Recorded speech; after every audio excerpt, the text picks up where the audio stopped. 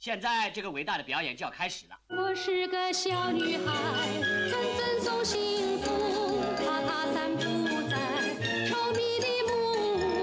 只要你肯努力，勤勉去工作，你自会找到真的快乐。我讨厌你，我讨厌你这种改不了花花公子性格的人。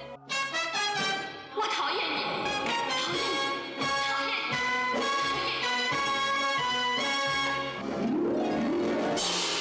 说动我不敢来，句句都听你讲，因为你长得真漂亮，我们没法抵抗。一天到晚忘不了，句句那张不宁讲，大理想的陳厚、李菁，